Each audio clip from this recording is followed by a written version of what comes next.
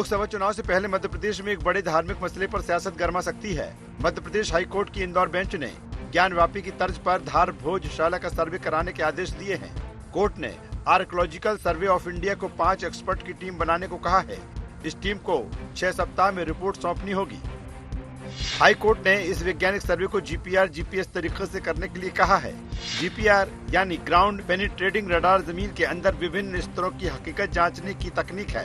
इसमें रडार का उपयोग होता है। ये अदृश्य यानी छुपी वस्तुओं को विभिन्न स्तर, रेखाओं और संरचनाओं का माप लेता है। इसी तरह जीपीएस सर्वे यानी ग्लोबल पोजिशनिंग सिस्टम के तहत भी सर्वे किया जाएगा। पूरे सर्वे की फोटोग्राफी और वीडियोग्राफी कराई जाएगी। हिंदू फ्रंट फॉर जस्टिस ने 1 मई 2022 को इंदौर हाई कोर्ट में याचिका दायर की थी। इसमें कहा गया था कि हर मंगलवार को हिंदू भोजशाला में यज्ञ कर उसे पवित्र करते हैं और शुक्रवार को मुसलमान नमाज के नाम पर यज्ञ कुंड को अपवित्र कर देते हैं। इसे रोका जाए। भोजशाला का पूर्ण आधिपत्य हिंदुओं को सौंपा जाए। इसके लिए आवश्यक हो तो संपूर्ण भोजशाला की फोटोग्राफी, वीडियोग्राफी और खुदाई करवाई जाए। हाई कोर्ट ने इन बिंदुओं के आधार पर सर्वे की मांग स्वीकार कर ली है। अब आपको भोजशाला का इतिहास भी बता देते हैं। भोजशाला से जुड़ा विवाद। कहा जाता है भोजशाला राजा भोज ने बनवाई थी। ये यूनिवर्सिटी थी जिसमें वाग देवी की प्रतिमा स्थापित की गई थी। मुस्लिम शासक महमूद खिलजी ने 1456 में इसे मस्जिद में परिवर्तित कर दिया था। इसके अवशेष यहाँ स्थित मौलाना कमालुद्दीन मस्जिद में देखे जा सकते हैं। वाग देवी की प्रतिमा लंदन के म्यूजियम में रखी है। भोजशाला में मंगलवार को हिंदू पक्ष में पूजा अर्चना करने की अनुमति है। शुक्रवार को मुस्लिम पक्ष को नमाज करने की छूट है। बसंत पंचमी पर हिंदुओं को सरस्वती पूजा की अनुमति है। बसंत पंचमी शुक्रवार को आने पर विवाद की स्थिति बनती है। 2006, 2012 और 2016 में शुक्रवार को बसंत पंचमी पर विवाद की स्थिति बनी। अगली बार ऐसी स्थिति 2026 में बन सकती है। अंग्रेजी शासन में 1902-3 में भोजशाला का सर्वे हुआ था। 1902-3 में हुए सर्वे के आधार पर ही मुस्लिमों को नमाज का अधिकार है। मुस्लिम पक्ष नए सर्वे की आवश्यकता को नकार रहा है। हाई कोर्ट की खंडपीठ के समक्ष 1902 में हुए सर्वे को लेकर बहस हुई। भोजशाला परिसर का दोबारा सर्वे करने की मांग की गई थी। कोर्ट ने इसे अयोध्या जैसा मामला बताकर फैसला सुरक्षित कर लिया था। हाई कोर्ट के इस आदेश के बाद इस मामले को लेकर सियासत गरमाने के पूरे आसार हैं। दोनों दल भाजपा और कांग्रेस की प्रतिक्रिया से ही ये समझ आ रहा है कि ये बहुत ऐतिहासिक निर्णय है। भोजशाला अपनी गरिमा, वैभव और सनातन परंपरा के आधार पर उसका जो निर्णय आएगा, उस रिपोर्ट के आधार पर आने वाले समय में हमको विश्वास है जिस देवस्थान के बारे में हम सुनते हैं, देखते हैं, वो अपने उसी स्वरूप में आएगा जैसा कि बाकी स्थानों पर हो रहा है। माननीय उच्च न्यायालय के निर्णय को मैं समझता हूं कि किस तरह से चर्चा करना उचित नहीं है। जो निर्णय है वो निर्णय है, लेकिन निर्णय के बाद के जो परिणाम स्थिति बनने हैं, प्रदेश में भारतीय जनता पार्टी की सरकार है। सांप्रदायिक सद्भाव बिगाड़ने के लिए हमेशा इनका एक पुराना रिकॉर्ड रहा है। अभी लोकसभा चुनाव आ रहे हैं और ऐसे में धार्मिक वातावरण में एक नई चीज को खड़ी करके एक निश्चित रूप से मैं समझता हूं कि उसका फायदा नहीं होगा, बल्कि नुकसान ही होगा, क्योंकि अभी जो मामला है लोकसभा चुनाव के दौरान इस तरह की चीजों को करना उचित नहीं है। मध्य प्रदेश ही नहीं, देश भर में इन दिनों सियासत में धार्मिक एजेंडा हावी है। जो राम को लाए हैं हम उनको लाएंगे, अयोध्या तो झांकी है, मथुरा काशी बाकी है जैसे नारे गूंज रहे हैं। इसी सूची में अब धार की भोजशाला भी जुड़ गई है। देखना यह है कि इसको लेकर सियासत कहां तक पहुंचती है। Bureau report, IND 24।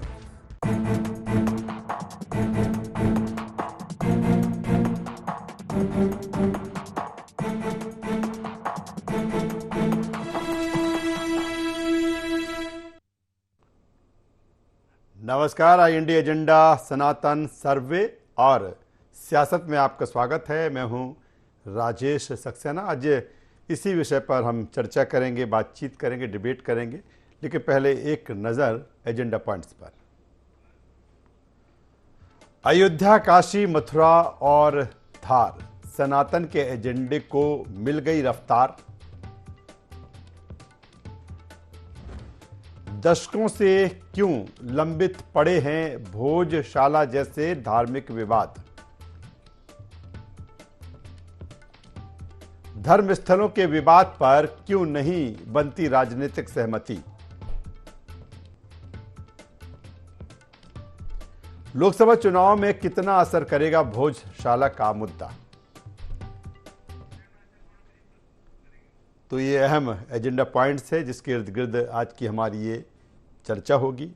जिस तरह से हाई कोर्ट की इंदौर खंडपीठ ने धार के भोजशाला का सर्वे कराने की बात की है और भोजशाला का जो मसला है लंबे समय से लंबित है और कहीं न कहीं ये दो पक्षों के बीच विवाद का कारण भी रहा है। अगर हम बात करें इस भोजशाला की, तकरीबन करीब 800 साल पुरानी इस भोजशाला को लेकर हिंदू मुस्लिम मतभेद रहे हैं। हिंदुओं की बात की जाए, हिंदुओं के अनुसार भोजशाला यानी सरस्वती का मंदिर, सरस्वती का सदन। दूसरी तरफ अगर हम मुस्लिम पक्ष की जब बात करते हैं तो कहीं न कहीं इबादत गाह बताते हैं और इसको लेकर लंबे समय से ये विवाद रहा है। और ख़ास तौर पर जब बसंत पंचमी का अवसर आता है और ख़ास तौर पर जब उस दिन शुक्रवार पड़ता है तो स्थिति और कहीं न कहीं संवेदनशील हो जाती है।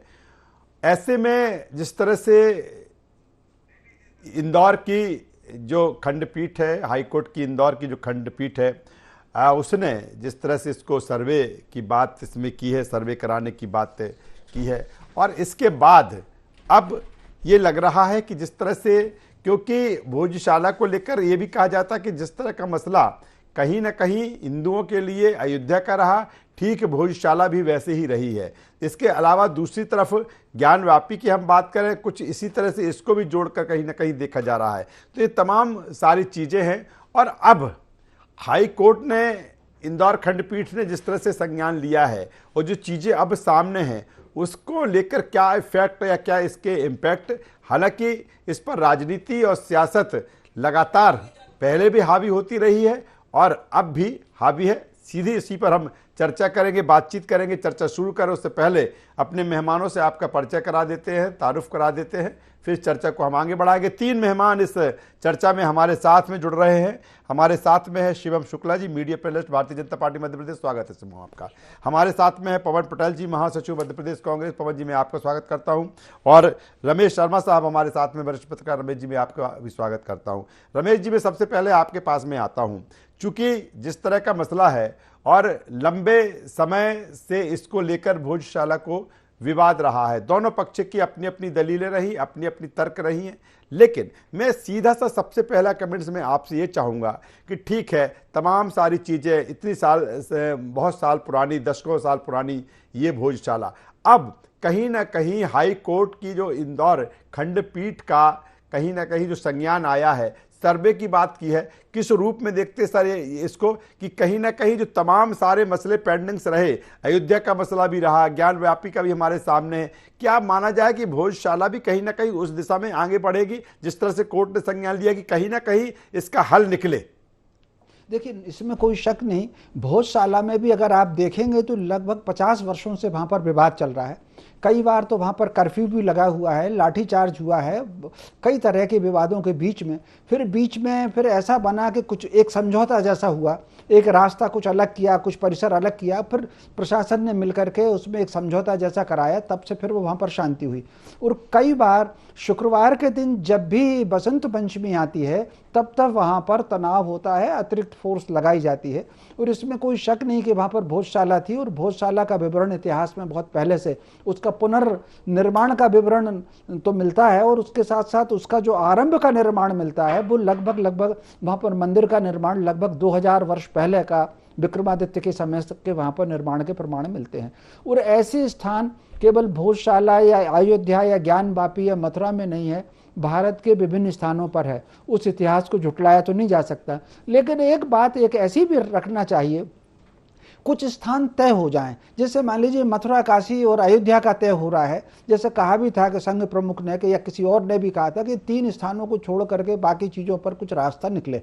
तो मैं समझता हूँ हर स्थान पर ऐसा विवाद के बजाय कुछ दोनों पक्षों को बैठ करके, बजाय कोर्ट के दोनों पक्षों को बैठ करके एक बीच का रास्ता निकाल लेना चाहिए कि वो बीच का रास्ता क्या हो सकता है देश में, चूंकि इतिहास को तो अब नकारा नहीं जा सकता। लेकिन सर अगर इस तरह की चीज़ें होती तो मुझे लगता है कि कोई न किसी निष्कर्ष पर तो पहुंचते, भले हल ना निकलता, कम से कम बैठते तो साथ में, लेकिन अंततः फिर कोर्ट को ही इस पर संज्ञान लेना पड़ा। निश्चित रूप से देखिए, जब परस्पर कोई चीज तय नहीं होगी तो फिर तो कोर्ट में संज्ञान लेगा ही, और कोर्ट में चूंकि लगातार याचिकाओं का सिलसिला जारी रहता है तो अब कोर्ट ने उसको संज्ञान ले लिया। कितनी बार उन्होंने टाला, लेकिन अब उन्होंने संज्ञान ले लिया है।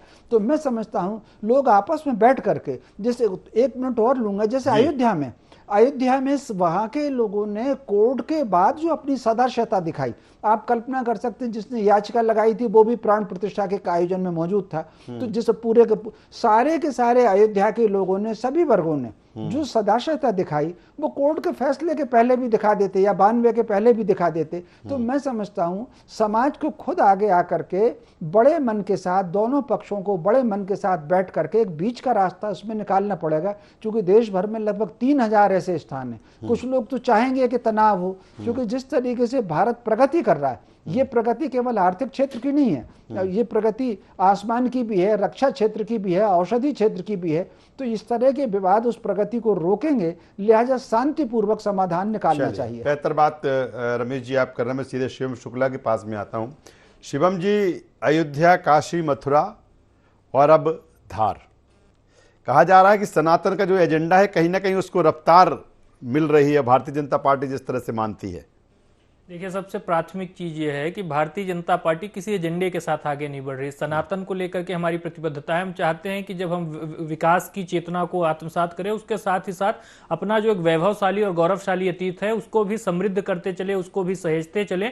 और जिन मूल्यों को लेकर के हम आगे बढ़ रहे हैं, बार बार संघ प्रमुख जी ने भी कहा, हमारे पार्टी के नेता भी कहते हैं कि अगर हमारी आध्यात्मिक चेतना को हम संवर्धित नहीं करते हैं तो हम जितना भी विकास कर लें वह सब पूरे विश्व में किसी काम का नहीं, क्योंकि पूरे वैश्विक स्तर पर भारत की जो साख है हमारी आध्यात्मिक और सांस्कृतिक विरासत की वजह से है।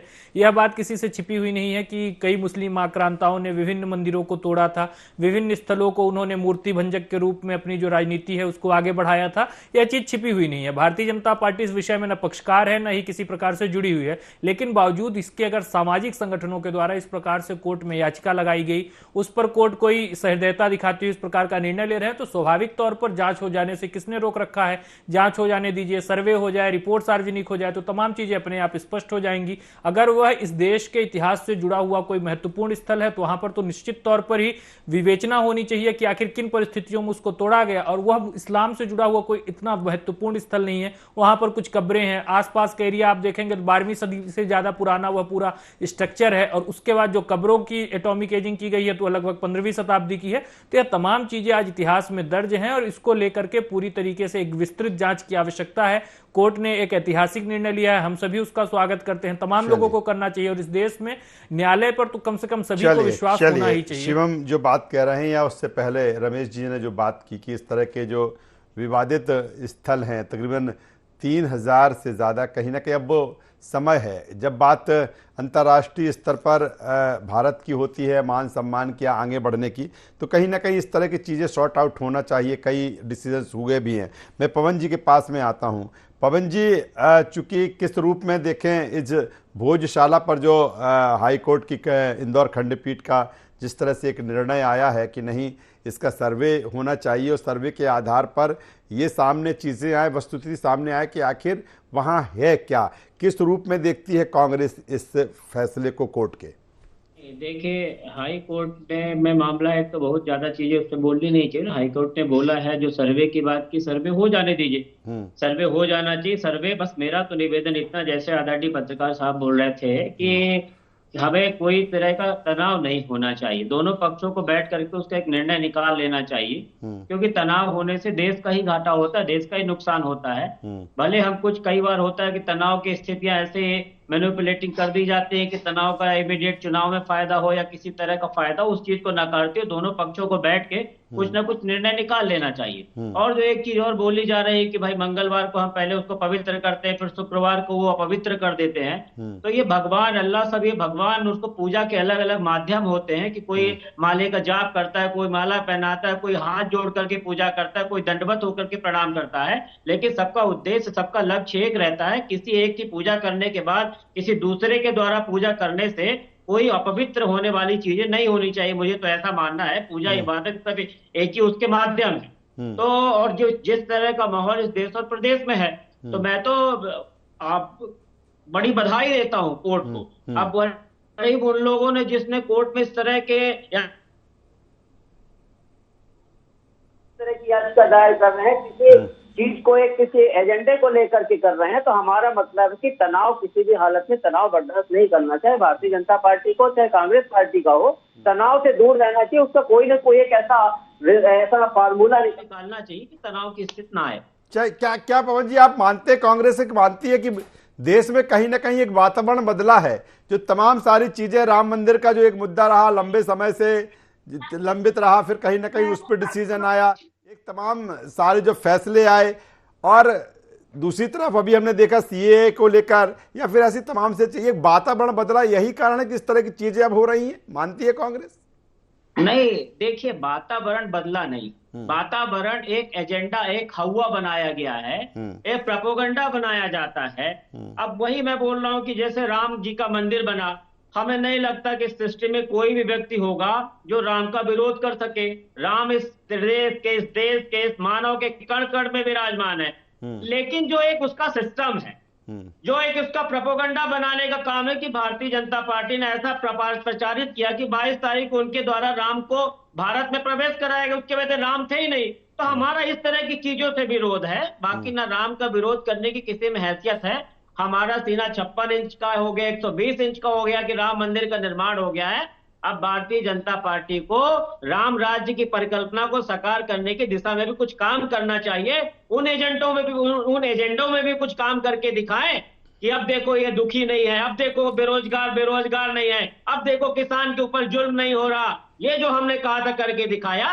तो हमारा निवेदन है कि सब कुछ करें, मंदिर बनवाएं, धर्म करवाएं, हर मोहल्ले में आप मंदिर बनवा दीजिए, हम स्वागत करते हैं। लेकिन ये भी देखिए कि राम के भक्त भूखे ना रहें, राम के भक्त बेरोजगार ना रहें, हमारा किसान अन्नदाता के ऊपर आतंकवादियों जैसा बर्ताव ना हो।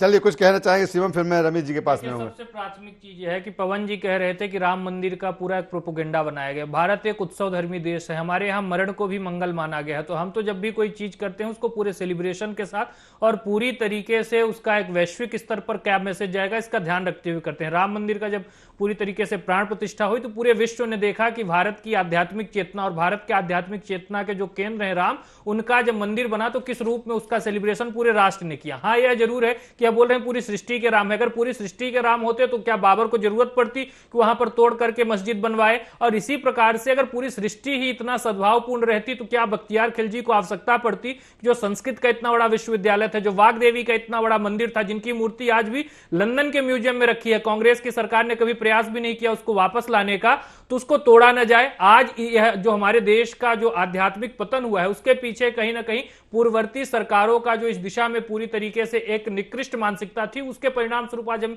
इस स्थिति को देख रहे हैं। खिलाफत आंदोलन को आप देख लीजिए, उस दौरान जब गांधी जी हिंदू मुस्लिम एकता की बात कर रहे थे तब पूरे देश में दंगे हो रहे थे। इवन उस दौरान भी हमारे देश में कई सारे ऐसे मंदिरों को तोड़ा गया। मालाबार में, मोपला में उस प्रकार की घटना हुई, यहां पर मालेगांव में घटना हुई, इस प्रकार से गुलबर्गा में घटना हुई। तो पूरा देश तो यह देखता आ रहा है कि जब भी उनको अवसर मिला है उन्होंने लगातार मूर्ति भंजक के रूप में अपनी विचारधारा को आगे बढ़ाया है। भारतीय जनता पार्टी ने सह अस्तित्व के सिद्धांत को इस देश में लागू करने का प्रयास किया। जब तक कांग्रेस सरकार थी, इलाहाबाद हाई कोर्ट का निर्णय जब आया था उस दौरान भी पूरे देश में दंगे करने की साजिश हो रही थी। जिला न्यायालय का फैजाबाद कोर्ट का निर्णय आता है, पूरे देश में दंगे भड़क जाते हैं। हमने वहां पर राम मंदिर को बनवा करके दिखा दिया, पूरे देश में हम मानते हैं कोर्ट के निर्णय पर बना, लेकिन लॉ एंड ऑर्डर तो हमारी सरकार का, गृह मंत्री की जिम्मेदारी थी, और पूरे देश में कहीं एक ऐसा दंगे जैसी स्थिति उत्पन्न हुई, यह हमारी सरकार की सफलता थी। अगर आज भी कोर्ट इस पर कोई सकारात्मक निर्णय देगा तो हमारी सरकार पूरी तरीके से। चलिए, मैं पवन जी से जवाब लूंगा, उससे पहले रमेश जी के पास में आता हूं। रमेश जी, जिस तरह की जो चीजें हैं, और बिल्कुल आपने बेहतर बात कही थी कि अब वो समय है कि कहीं ना कहीं जो सहमति, खासतौर पर जो राजनीतिक सहमति है, इस पर बनना चाहिए। मेरा सवाल इस बात को लेकर जो मैंने पवन जी से भी किया था कि कहीं ना कहीं पहले, एक कुछ सालों पहले तक देखे तो जो इस तरह के मामले रहे, एक बहुत बड़े मामले लगते हैं कि अरे कैसे इसका ये सॉर्ट आउट होगा, कैसे इसका फैसला आएगा। लंबे सालों निकल गए, लगातार इससे पहले लड़ाइयाँ लड़ी गई, फिर कोर्ट कचहरी, दुनिया की चीज़ें हुई हैं। क्या, मेरा सीधा सा सवाल है, क्या पक्ष क्या विपक्ष, एक वातावरण देश में बना है कि इस तरह की चीज़ों को लेके अब कहीं ना कहीं जिस तरह की पहल हो रही है, कोर्ट जिस तरह से इस पर संज्ञान ले रहा है, तो एक बेहतर वातावरण बना हो, यही कारण है कि लग रहा है कि नहीं, अब जब इस तरह की चीजें हैं वो सॉर्ट आउट होंगी, उन पर फैसले आएंगे। देखिए, इसमें तो कोई शक नहीं राजेश जी के देश में वातावरण बदला है, और देश में वातावरण कहीं ना कहीं जो सनातनी और भारतीय सांस्कृतिक राष्ट्रभाव के समर्थक जो लोग थे, उनका मनोबल कुछ भी हो, कोई कुछ भी स्वीकार करे, उनका मनोबल बढ़ा है, और उनके मनोबल बढ़ने से ये वातावरण बदला है। इसका सबसे बड़ा उदाहरण मैं आपको देता हूँ, गुलाम नबी आज़ाद जी ने कितने इस सत्य को स्वीकारा कि 600 साल पहले उनके पूर्वज हिंदू थे और कश्मीरी पंडित थे। तो कुल मिलाकर इस सत्य को स्वीकार करना, कितने लोग हैं जिन्होंने गुजरात में इस सत्य को स्वीकारा है। अभी उत्तर प्रदेश से खबर आ रही थी कि करीब 100 लोगों ने इस सत्य को स्वीकारा है कि उनके पूर्वज जो थे, कहीं ना कहीं वातावरण बदला है इस सत्य को स्वीकार करने के लिए। ये सत्य इससे पहले नहीं स्वीकार किया गुलाम नबी आज़ाद जी ने, या उनके पिताजी पूज्य पिता जो मौलाना अब्दुल कलाम आज़ाद थे, उन्होंने सत्य। तो ये जो कहीं ना कहीं वातावरण बदला है, ये वातावरण जो बदला है, लेकिन ये वातावरण कहीं गलत दिशा में ना चला जाए, इस पर सबको सावधानी बरतने की जरूरत है। और कहीं ना कहीं सनातन संस्कृति की स्थापना हो, भारत राष्ट्र का अगर गौरव स्थापित होगा पूरी दुनिया में, तो वो सनातन संस्कृति के अनुरूप ही कार्य करने से होगा। तो मैं समझता हूं इस सत्य को तो स्वीकार करना ही पड़ेगा कि आप कल्पना कर सकते हैं, सन जरा मैं भूल रहा हूं, या तो 1663 है या 1667 है, जब औरंगजेब ने घोषणा की थी कि हम एक भी मंदिर नहीं रखेंगे, और कितने पुजारियों को उन्होंने एकत्र बनारस करके, जहां उन्होंने एकदम सामूहिक नरसंहार किया था। ये नरसंहार की घटनाओं को अगर आप देखेंगे तो रोंगटे खड़े होते हैं। तो लेकिन अब वो चला गया, अब इतिहास को नहीं बदला जा सकता। भविष्य में सब लोग ठीक रहें। और जो गुलाम नबी आज़ाद ने मध्य प्रदेश में कुंवर महमूद अली राज्यपाल रहे हैं, उन्होंने सत्य को स्वीकारा कि उनके पूर्वज जो है वो परमार वंश के राजपूत थे, धार के, अलाउद्दीन खिलजी के समय उन्होंने धर्मांतरण किया। तो ये जो धीरे धीरे लोग नवाब छतारी के नवाब ने जो स्वीकार किया, मैं समझता हूँ इस सत्य को स्वीकार करके इस घटना को तो स्वीकार करना ही पड़ेगा कि मतांतरण के अलावा तोड़े गए, लेकिन अब वो टूट गए हैं, उसको तो कुछ नहीं कर सकते। क्या रास्ता हो सकता है सत्य को स्वीकार करके समन्वय और शांति के साथ सद्भाव का क्या मार्ग हो सकता है, इस पर पूरे समाज को विचार करना चाहिए। चलिए, बेहतर बात रमेश जी ने कही सनातन संस्कृति की स्थापना में। सीधे पवन जी के पास एक बार फिर आता हूं। पवन जी, क्या अब वो समय है कि धर्मस्थलों के विवाद पर कहीं ना कहीं राजनीतिक सहमति बनने की आवश्यकता है? हालांकि वो दिखता नहीं है, लेकिन मानते हैं कि कांग्रेस मानती कि नहीं अब इस पर सहमति बनना चाहिए, या फिर जो कुछ शिवम जी कह रहे थे जवाब दे दें आप। नहीं, देखिए, हमने पहले भी बोला कि आदरणीय रमेश जी ने जैसा बोला कि कोई एक ऐसा रास्ता निकालना चाहिए। ऐसा नहीं होना चाहिए कि उस समय नरसंहार हुआ है तो हम भी नरसंहार करेंगे। वही जो बोल रहे, यही आज आवश्यकता है इसी बात की, हमें कुछ ना कुछ एक बीच का रास्ता निकालना चाहिए जिससे उस तरह की स्थिति पैदा ना हो वहां पर। और दूसरा जो ये भी बात करें, मैंने राम के उत्सव में कहीं ऑब्जेक्शन नहीं उठाया। आप अंतरराष्ट्रीय स्तर पे बनाए, हमने उसका बधाई की सबके, लेकिन सुबह जी उसको उल्टा ही टारगेट कर देते हैं। हम ये बोल रहे हैं कि जो बाकी उसमें दिक्कतें थी, जो शंकराचार्य जी का रोल होना चाहिए, वो शंकराचार्य जी का रोल नहीं था, उनका विरोध था, मंदिर अधूरा था। मैं इन सब बातों पे कर रहा हूँ, उस पर ऑब्जेक्शन उठा रहा तो सीधे उस पर लेके जाते हैं। और ये पूर्ववर्ती सरकार की बात करते, पूर्ववर्ती सरकार ने ही देश को आजाद कराया, पूर्ववर्ती सरकार ने कुछ अच्छे काम भी किए कि इनकी नजर में सब कुछ गड़बड़ किया है। आज जो एक एक करके कंपनियां भेज दे रहे हैं वो सब पूर्ववर्ती सरकार की है। तो हमारा मतलब है कि धर्म की राजनीति नहीं करना चाहिए। राजनीति में हमको ये भी देखना चाहिए कि जो भूखा है उसको दो दून की रोटी भी चाहिए, उसको सिर्फ राम भक्ति से काम नहीं चलेगा। मेरा मतलब है कि अगर सरकार में तो इनकी जवाबदेही होनी चाहिए कि कोई भूखा ना रहे। इनकी जवाबदेही होनी चाहिए कि जो हमने वादे किए थे हर साल 2 करोड़ रोजगार का, वो रोजगार भी देने की इनकी हुई है। किसान अन्नदाता जिसको भगवान का रूप माना जाता, दिल्ली की सड़कों में भी उनके साथ आतंकवादियों जैसा बर्ताव हुआ, इस तरह का बर्ताव ना हो, इसकी जिम्मेदारी भी सरकार की होना चाहिए। हमारा निवेदन ये है। बाकी मैंने स्वागत किया, मैंने बधाई दी, तो उसको उस चीज को जो पॉइंट रहता है उसको अपने हिसाब से मॉडिफाई कर लेते हैं। तो हम तो बोलने तो मैं क्या बोलना चाहिए, मतलब उस टाइप की घटनाएं खूब हो। तो मेरा निवेदन इतना है, उसको पॉजिटिव सकारात्मक उसमें लेना चाहिए और एक ऐसा सामंजस्य बनाना चाहिए कि उस तरह की घटनाएं दोबारा ना हो। शिवम जी कुछ कहना जी।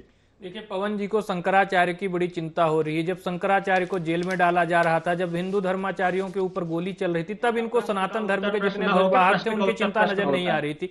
दूसरी चीज, इनको राम मंदिर की प्राण प्रतिष्ठा से आपत्ति नहीं है, तो अनेक प्राण प्रतिष्ठा से आपत्ति नहीं, तो बाइकआउट क्यों किया? आप लोगों को तो बकायदा निमंत्रण दिया गया था, आपने तो बकायदा स्टेटमेंट जारी करके उस पूरे कार्यक्रम को ही, उस पूरे अनुष्ठान को भाजपा और आरएसएस का कार्यक्रम बता दिया। तो यह आप लोगों की मानसिकता है। सदैव आप लोग विघ्न संतोष की अपनी जो राजनीति है उसको सनातन के विषयों पर आगे बढ़ाते हैं। आज जब कोर्ट का इतना ऐतिहासिक निर्णय आया है तो इसका हम सभी को स्वागत करना चाहिए। और एक समाज के रूप में अगर कहीं पर कोई गलती हुई थी, इस्लामिक धर्मावलंबियों से हुई थी, तो उसकी अगर स्वीकारोक्ति हो रही है और उसमें सुधार की गुंजाइश बन सकती है, तो स्वाभाविक तौर पर हम सभी को उसको स्वीकार करके आगे बढ़ना चाहिए। चलिए, बेहतर बात शिवम जी कह रहे हैं। तो कुल मिलाकर अब जिस तरह से हाई कोर्ट ने संज्ञान लिया, इंदौर की खंडपीठ ने सर्वे की बात कही, लेकिन कुल मिलाकर जिस तरह से रमेश जी भी कह रहे थे कि इस तरह की जो चीज़ें हैं कहीं ना कहीं उनका हल और समाधान निकलना चाहिए, क्योंकि जब देश तरक्की के पथ पर आगे जा रहा है, विकास के पथ पर आगे जा रहा है, तो जो इस तरह की चीज़ें हैं कहीं ना कहीं देश की भी एक छवि बिगड़ती है और कहीं ना कहीं एक जो माहौल है वो भी बिल्कुल एक विपरीत माहौल बनता है। और मुझे लगता है कि जब कोर्ट ने इसमें संज्ञान लिया है तो बरसों से जो इसको पीछे जो तमाम सारी चीज़ें हैं, तमाम सारा तनाव है, शायद भोजशाला जो धार की भोजशाला है उसका भी एक सुखद रास्ता निकलेगा। कई ऐसे तमाम सारे निर्णय इस देश में हो चुके हैं। तीनों मेहमानों का मैं धन्यवाद करता हूँ, शुक्रिया करता हूँ। तो कुल मिलाकर भोजशाला, धार की भोजशाला जो लंबे समय से जिसको लेकर विवाद की स्थिति बनी थी, अब कहीं ना कहीं कोर्ट ने इस पर रास्ता आगे बढ़ाया है। देखना होगा कि किस तरह से सर्वे के बाद किस तरह की चीज़ें हमें इसमें देखने को मिलती हैं। IND एजेंडा बस इतना है। ND 24 पर खबरों का सिलसिला लगातार जारी है, बने रहिए हमारे साथ। नमस्कार।